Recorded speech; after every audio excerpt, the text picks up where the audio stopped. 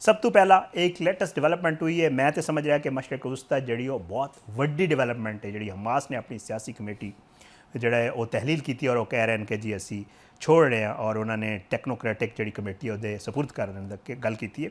किस तरह वेख रहे हो स्पेशली इस डिवेलपमेंट में और इसका असर पवेगा आगे आने वाले दिनों?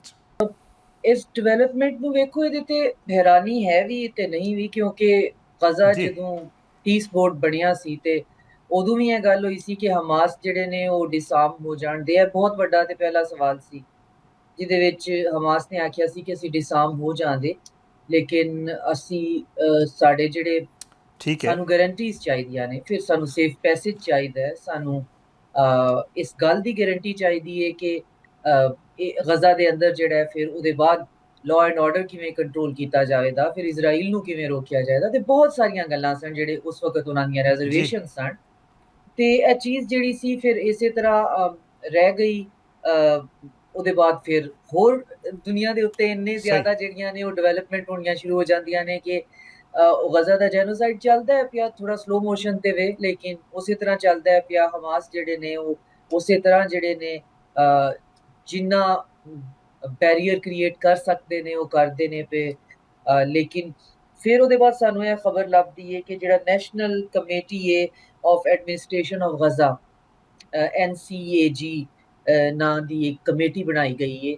ਉਹ सही ਤਕਰੀਬਨ है। ਤੁਸੀਂ ਵੇਖੋ ਇਸ ਗੱਲ ਨੂੰ ਵੀ ਤਕਰੀਬਨ 6-7 ਮਹੀਨੇ ਹੋ ਗਏ ਨੇ ਕਿ ਇੱਕ national committee of governance of Gaza ਜਿਹੜੀ ਹੈ ਉਹ ਬਣਾਈ ਜਾਏਗੀ, ਜਿਹਦੇ ਵਿੱਚ जी ਗਜ਼ਾ ਦੇ ਟੈਕਨੋਕ੍ਰੈਟਸ ਜਿਹੜੇ ਨੇ, ਗਜ਼ਾ ਦੇ ਆਪਣੇ ਲੋਕ ਜਿਹੜੇ ਨੇ ਉਹ ਮਿਲ ਕੇ ਇੱਕ ਸਿਵਲ ਐਡਮਿਨਿਸਟ੍ਰੇਸ਼ਨ ਦਾ ਇੱਕ ਸਟਰਕਚਰ ਬਣਾਉਣ ਦੇ, ਉਹ ਸਟਰਕਚਰ ਜਿਹੜਾ ਉਹ ਗਜ਼ਾ ਨੂੰ ਚਲਾਏਗਾ। ਤੇ ਗਜ਼ਾ ਦੇ ਵਿੱਚ ਕਿਹੜੇ ठीक। ਲੋਕ ਨੇ ਜਿਹੜੇ ਕਿ ਸਿਵਲ ਇਸ ਕਾਬਿਲ ਨੇ, ਕਾਬਿਲ ਤੋਂ ਮੇਰੀ ਮੁਰਾਦ ਹੈ ਕਿ ਸਾਈਕੋਲੋਜੀਕਲੀ ਜਾਂ ਫਿਜ਼ੀਕਲੀ ਇੰਨੇ ਕੇਪੇਬਲ ਨੇ, ਕਿਉਂਕਿ ਉੱਥੇ ਤੇ ਇੱਕ ਡਰਾਉਣੀ ਫਿਲਮ ਦਾ ਮੰਜ਼ਰ ਹੈ, ਇੱਕ ਢੇਰ ਹੈ ਤੇ ਹਰ ਤਰਫ ਤੁਹਾਨੂੰ ਹਰ ਚੀਜ਼ ਬਰਬਾਦੀ ਬਰਬਾਦੀ ਹੈ, ਮਲਿਆ ਮੇਟ ਹੋ ਚੁੱਕੀ ਹੈ।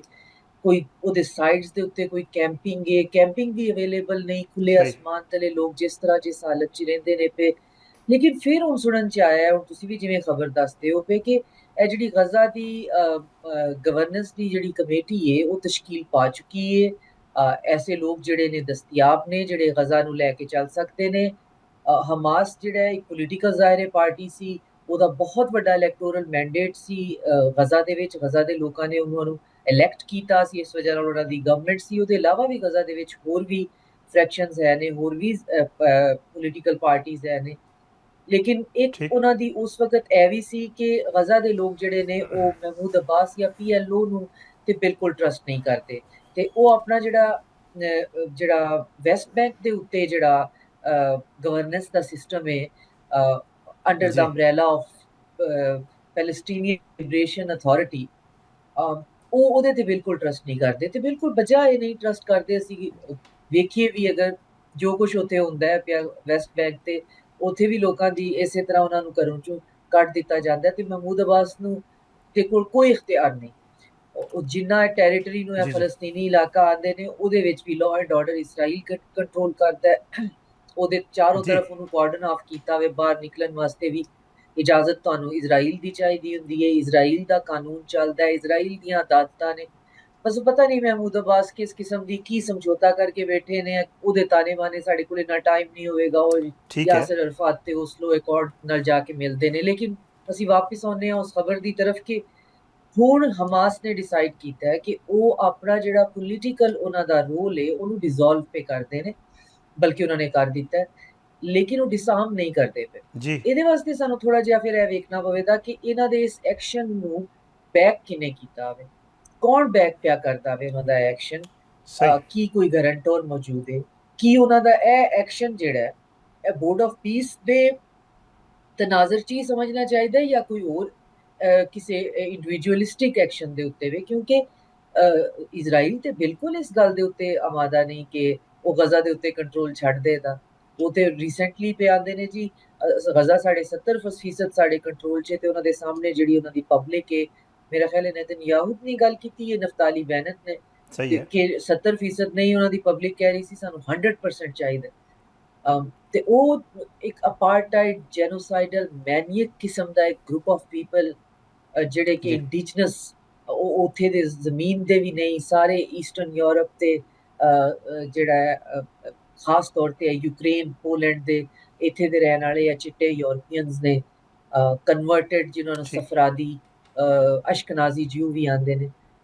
ਤੇ ਇਹ ਚੀਜ਼ਾਂ ਬੜੀਆਂ ਕੰਪਲਿਕੇਟਡ ਨੇ, ਵੇਖਨੇ ਆ ਕਿ ਇਹ ਚੀਜ਼ਾਂ ਅੱਗੋਂ ਅਨਫੋਲਡ ਕਿਸ ਤਰ੍ਹਾਂ ਹੁੰਦੀਆਂ ਨੇ, ਕਿਉਂਕਿ ਹਲੀ ਸਿਰਫ ਇਨਫੋਰਮੇਸ਼ਨ ਇਸ ਇਨਫੋਰਮੇਸ਼ਨ ਨੂੰ ਵੀ ਬਹੁਤ ਹੈਵੀਲੀ ਇਹਨੂੰ ਐਮਪਲੀਫਾਈ ਕੀਤਾ ਜਾਂਦਾ ਹੈ ਪਿਆ ਵੈਸਟ ਤੇ। ਲੇਕਿਨ ਖਬਰ ਬਹਰਹਾਲ ਦਰੁਸਤ ਹੈ ਕਿ ਹਮਾਸ ਨੇ ਡਿਸਾਈਡ ਕੀਤਾ ਵੇ ਕਿ ਉਹ ਆਪਣਾ ਪੋਲੀਟੀਕਲ ਰੂਲ ਜਿਹੜਾ ਡਿਸੋਲਵ ਪਿਆ ਕਰਦਾ ਹੈ, ਲੇਕਿਨ ਫਿਲਹਾਲ ਡਿਸਾਲਵ ਨਹੀਂ ਕਰਦਾ ਪਿਆ। ਡਾਕਟਰ ਸਾਹਿਬਾ ਕਲੀਅਰ ਕਰੋ, ਹਮਾਸ ਨੇ ਜਿਹੜਾ ਇਹ ਸਟੈਪ ਲਿਆ ਹੈ, ਕਿਆ ਉਹ ਚਾਹ ਰਿਹਾ ਹੈ ਕਿ ਇੱਕ ਆਖਰੀ ਮੌਕਾ ਦਿੱਤਾ ਜਾਵੇ? ਕਿਉਂਕਿ ਤੁਹਾਨੂੰ ਪਤਾ ਹੈ ਸੀਜ਼ ਫਾਇਰ ਦੀਆਂ ਗੱਲਾਂ ਹੋ ਰਹੀਆਂ ਸਨ, ਲੇਕਿਨ ਇਸਰਾਈਲ ਜਿਹੜਾ ਉਹ ਹਮਲਿਆਂ ਤੋਂ ਬਾਜ਼ ਨਹੀਂ ਆ ਰਿਹਾ ਸੀ। ਹਮਲੇ ਹੁਣ ਵੀ ਹੋ ਰਹੇ ਸਨ, ਸ਼ਹਾਦਤਾਂ ਵੀ ਹੋ ਰਹੇ ਸਨ, ਚਾਹੇ ਜੋ ਕੁਝ ਵੀ ਜਿਹੜੀਆਂ ਵੀ ਗੱਲਾਂ ਹੋਈਆਂ, ਬੋਰਡ ਆਫ ਪੀਸ ਬਣ ਗਿਆ, ਜੋ ਕੁਝ ਵੀ ਹੋਇਆ। ਤੇ ਕਿਆ ਹਮਾਸ ਇੱਕ ਆਖਰੀ ਮੌਕਾ ਦੇਣਾ ਚਾਹੁੰਦਾ ਹੈ, ਜਾਂ ਹਮਾਸ ਇਹ ਦੱਸਣਾ ਚਾਹੁੰਦਾ ਹੈ ਕਿ ਜੀ ਅਸੀਂ ਤੇ ਸਾਰੇ ਚੀਜ਼ਾਂ ਤੇ ਅਮਲ ਦਰਾਮਦ ਕਰਨ ਲਈ ਤਿਆਰ ਹਾਂ, ਪਰ ਇਸਰਾਈਲ ਜਿਹੜਾ ਉਹ ਗੱਲ ਨਹੀਂ ਮੰਨ ਰਿਹਾ? ਇਹ ਤੁਹਾਡਾ ਪੁਆਇੰਟ ਬਿਲਕੁਲ ਵੈਲਿਡ ਹੈ। ਇਹਦੇ ਤੋਂ ਵੀ ਜ਼ਿਆਦਾ ਵੈਲਿਡ ਹੋਵੇ ਅਗਰ ਅਸੀਂ ਇੱਕ ਨਾਰਮਲ ਸਰਕਮਸਟੈਂਸਿਸ 'ਚ ਗੱਲ ਕਰਦੇ ਹੋਈ। ਇਜ਼ਰਾਈਲ ਨੂੰ ਅਸਾਂ ਇਹਦੇ ਤੋਂ ਪਹਿਲਾਂ ਵੀ ਨਹੀਂ ਵੇਖਿਆ ਕਿ ਉਹ ਜਿਹੜੀ ਕੋਰਟ ਆਫ ਪਬਲਿਕ ਓਪੀਨੀਅਨ ਹੈ ਜਾਂ ਪਬਲਿਕ ਜਜਮੈਂਟ ਹੈ ਉਹਦੇ ਬਾਰੇ 'ਚ ਉਹ ਕੋਈ ਕੰਸਰਨ ਰਹੇ ਹੋਣ ਜਾਂ ਉਹਨਾਂ ਨੇ ਇਹਦੇ ਤੇ ਕੋਈ ਕੰਮ ਕੀਤਾ ਹੋਵੇ। ਹੁਣ ਤੇ ਬਿਲਕੁਲ ਠੀਕ ਉਹ ਹੈ ਦੁਨੀਆ ਦੇ ਉੱਤੇ ਇੱਕ ਨਫ਼ਰਤ ਦੀ ਅਲਾਮਤ ਬਣ ਗਏ ਨੇ ਨਾ, ਉਹ ਇੱਕ ਹਿਊਮੈਨਿਟੀ ਦੇ ਕਲੈਕਟਿਵ ਕੌਨਸ਼ੀਅਸਨੈਸ ਤੇ ਇੱਕ ਬਰਡਨ ਬਣ ਗਏ ਨੇ। ਉਹ ਗਲੋਬਲ ਜਿਹੜਾ ਤੁਹਾਡਾ ਸੋ ਕਾਲਡ ਵੈਸਟਰਨ ਸਿਵਲਾਈਜੇਸ਼ਨ ਹੈ ਉਹਦੇ ਵਾਸਤੇ ਇੱਕ ਲਾਇਬਿਲਿਟੀ ਬਣ ਗਏ ਨੇ। ਤੇ ਉਹਨਾਂ ਨੇ ਥੋੜਾ ਬਹੁਤ ਇਹ ਸੋਚਣਾ ਜਾਂ ਜੀ ਗੱਲ ਕਰਨਾ ਸ਼ੁਰੂ ਕੀਤਾ ਹੈ ਕਿ ਉਹ ਅਸੀਂ ਤੇ 7000 ਸਾਲ ਤੋਂ ਕੋਸ਼ਿਸ਼ ਪੇ ਕਰਨੇ ਆ, ਪਤਾ ਨਹੀਂ ਕਿੰਨੇ ਹਜ਼ਾਰ ਸਾਲ ਤੋਂ ਸਾਡੇ ਤੋਂ ਲੋਕ ਨਫ਼ਰਤ ਕਰਨਾ ਨਹੀਂ ਸਹੀ ਛੱਡਦੇ। ਹੁਣ ਉਹਨਾਂ ਨੂੰ ਥੋੜਾ ਜਿਹਾ ਅਹਿਸਾਸ ਹੋ ਰਿਹਾ। ਤੁਹਾਡਾ ਸਵਾਲ ਇਹ ਸੀ ਕਿ ਕੀ ਹਮਾਸ ਇਹ ਇੱਕ ਐਕਸ਼ਨ ਲੈ ਕੇ ਦੁਨੀਆ ਦੇ ਸਾਹਮਣੇ ਇਹ ਸਾਬਿਤ ਕਰਨਾ ਚਾਹੁੰਦੀ ਹੈ ਕਿ ਜੀ ਵੇਖੋ ਅਸੀਂ ਤੇ ਅਸੀਂ ਆਪਣੀ ਪੋਜੀਸ਼ਨ ਤੋਂ ਹੀ ਹਟ ਗਏ ਹਾਂ, ਇਹਦੇ ਬਾਵਜੂਦ ਜਿਹੜਾ ਇਜ਼ਰਾਈਲ ਬਾਜ਼ ਨਹੀਂ ਆ ਰਿਹਾ।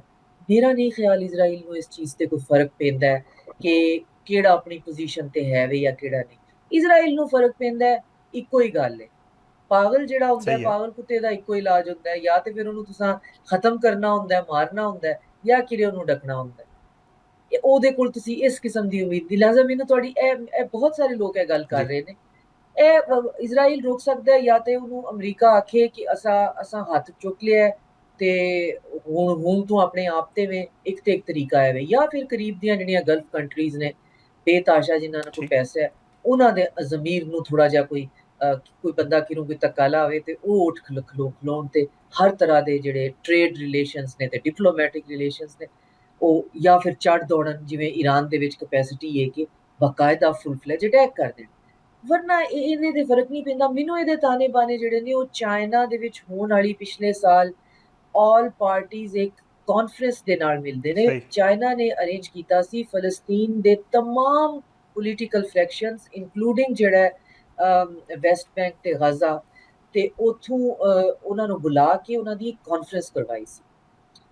ਤੇ ਉਸ ਕਾਨਫਰੰਸ ਦੇ ਵਿੱਚ ਜਿਹੜਾ ਕੋਈ ਨਤੀਜਾ ਨਿਕਲਿਆ ਸੀ ਉਹ ਸਾਨੂੰ ਅੱਜ ਤੱਕ ਪਤਾ ਨਹੀਂ ਲੱਗਿਆ, ਉਹਦਾ ਕਮਿਊਨੀਕੇ ਵੀ ਨਹੀਂ ਛਪਿਆ। ਬਸ ਉਹ ਗੱਲ ਕਿਰੇ ਇੱਧਰ ਉੱਧਰ ਗੋਲ ਹੋ ਗਈ। ਉਹਦੇ ਬਾਅਦ ਬੋਰਡ ਆਫ ਪੀਸ ਬਣ ਗਈ, ਅਸੀਂ ਬੋਰਡ ਆਫ ਪੀਸ ਦਾ ਹਿੱਸਾ ਬਣੇ ਕਿਉਂਕਿ ਸਾਡਾ ਸਟਾਂਸ ਸੀ ਕਿ ਸਾਨੂੰ ਪੈਰੀਫਰੀ ਤੇ ਨਹੀਂ ਰਹਿਣਾ ਚਾਹੀਦਾ। ਅਸੀਂ ਅਗਰ ਮਸਲੇ ਦਾ ਹੱਲ ਕਰ ਵੀ ਸਕਦੇ ਹਾਂ ਜਾਂ ਨਹੀਂ ਕਰ ਸਕਦੇ, ਸਾਨੂੰ ਇਹ ਚਾਂਸ ਨਹੀਂ ਮਿਸ ਕਰਨਾ ਚਾਹੀਦਾ ਕਿ ਅਸੀਂ ਮਸਲੇ ਦੇ ਹੱਲ ਠੀਕ ਦੇ ਵਿੱਚ ਕੋਈ ਅਗਰ ਕੋਸ਼ਿਸ਼ ਪਿਆ ਕਰਦਾ ਹੈ ਤਾਂ ਉਹਦੇ ਵਿੱਚ ਮੌਜੂਦ ਹਾਂ।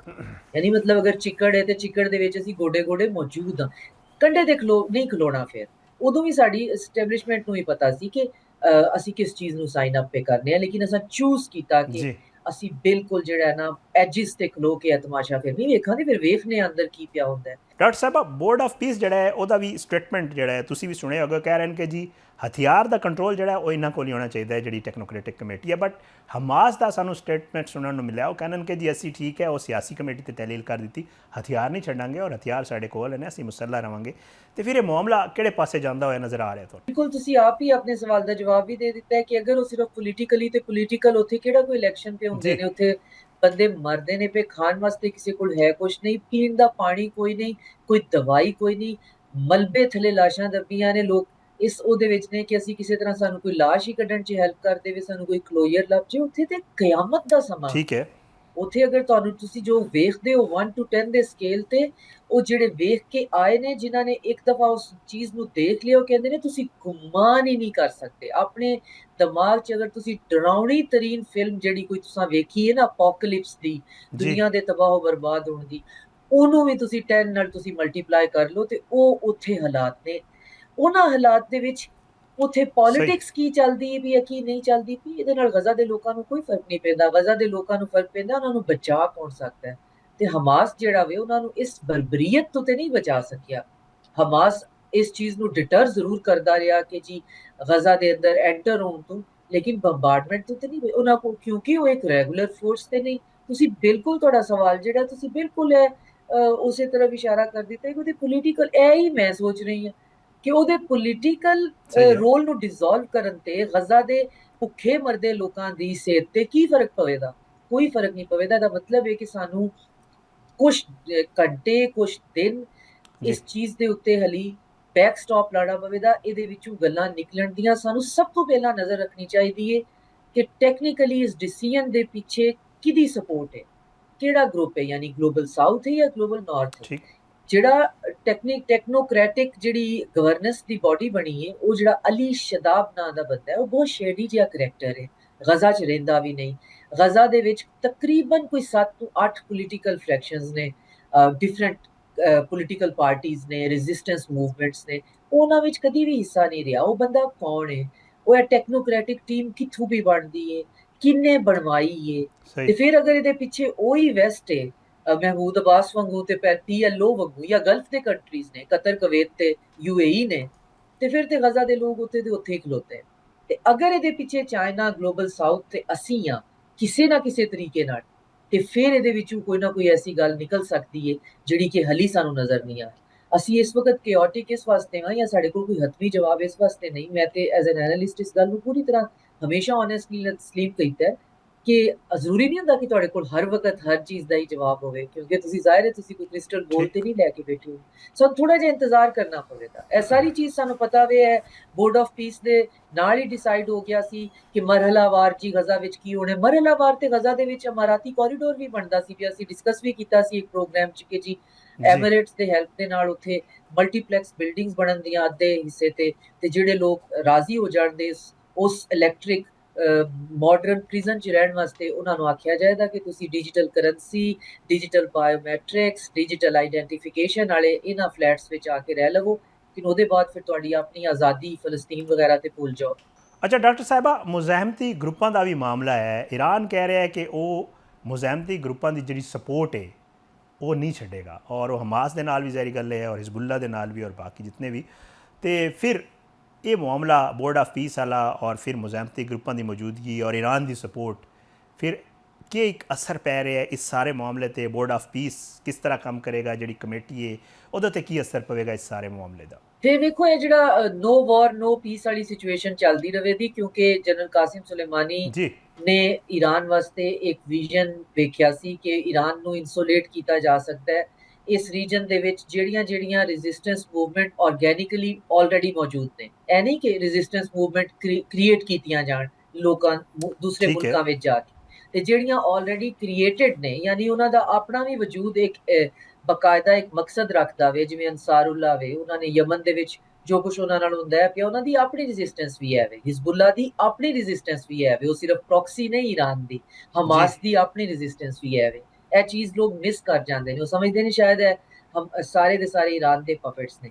ਜਨਰਲ ਕਾਸਿਮ ਸੁਲੇਮਾਨੀ ਨੇ ਇਹ ਸਹੀ ਵਿਜ਼ਨ ਈਰਾਨ ਨੂੰ ਦਿੱਤਾ ਸੀ ਕਿ ਕਿਉਂਕਿ ਅਸੀਂ ਇੱਕ ਏਡੀ ਵੱਡੀ ਤਾਕਤ ਦੇ ਸਾਹਮਣੇ, ਉਹ ਤਾਕਤ ਸਾਨੂੰ ਸਫਾਈ ਹਸਤੀ ਤੋਂ ਮਿਟਾਉਣਾ ਚਾਹੁੰਦੀ ਹੈ, ਖਤਮ ਕਰਨਾ ਚਾਹੁੰਦੀ ਹੈ।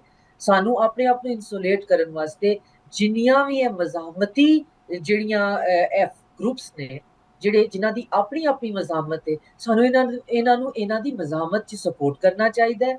ਬਦਲੇ ਵਿੱਚ ਇਹ ਜਿੱਥੇ ਮੌਜੂਦ ਨੇ, ਚੂੰਕਿ ਇਹਨਾਂ ਦੀ ਮਜ਼ਾਹਮਤ ਇਜ਼ਰਾਈਲ ਤੇ ਅਮਰੀਕਾ ਦੇ ਖਿਲਾਫ ਹੈ, ਇਹ ਸਾਨੂੰ ਬੈਨੀਫਿਟ ਕਰੇਗਾ। ਸਹੀ ਹੈ ਇਹ ਟੋਟਲ ਫਾਰਮੂਲਾ ਸੀ।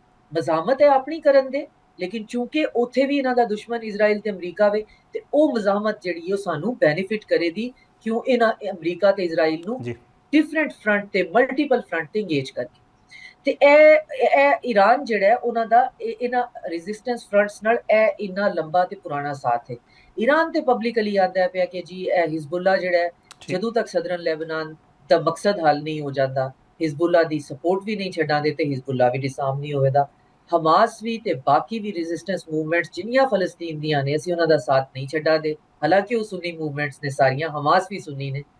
ਅਸੀਂ ਇਹਨਾਂ ਨੂੰ ਨਹੀਂ ਛੱਡਾਂਗੇ ਜਦੋਂ ਤੱਕ ਫਲਸਤੀਨ ਦਾ ਮਸਲਾ ਨਹੀਂ ਹੱਲ ਹੋ ਜਾਂਦਾ। ਜਦੋਂ ਤੱਕ ਯਮਨ ਦੇ ਵਿੱਚ ਜਿਹੜਾ ਹੈ ਇੱਕ ਸੈਂਟਰਲ ਗਵਰਨਮੈਂਟ ਨਹੀਂ ਬਣ ਜਾਂਦੀ ਤੇ ਉੱਥੇ UAE ਬੈਕ ਤੇ ਸਾਊਦੀ ਬੈਕ ਜਿਹੜਾ ਸਹੀ ਲੜਾਈਆਂ ਆਪਸ 'ਚ ਨਹੀਂ ਖਤਮ ਹੁੰਦੀਆਂ ਸੀ, ਹੂਥੀ ਅਨਸਾਰੁੱਲਾ ਦੀ ਸਪੋਰਟ ਵੀ ਜਾਰੀ ਰੱਖਾਂਗੇ। ਤੇ ਅਗਰ ਈਰਾਨ ਇਹਨਾਂ ਦੀ ਸਪੋਰਟ ਕਿਸ ਤਰ੍ਹਾਂ ਜਾਰੀ ਰੱਖੇਗਾ, ਪਹਿਲਾਂ ਉਹਨਾਂ ਦੀ ਸਪੋਰਟ ਜਿਹੜੀ ਉਹ ਜ਼ਾਹਿਰ ਕਾਇੰਡ ਵਿੱਚ ਕੈਸ਼ ਵਿੱਚ ਵੀ ਹੁੰਦੀ ਏ, ਇਹਨਾਂ ਨੂੰ ਮਿਲਟਰੀ ਹਾਰਡਵੇਅਰ ਦੀ ਸੂਰਤ ਵੀ ਹੁੰਦੀ ਏ।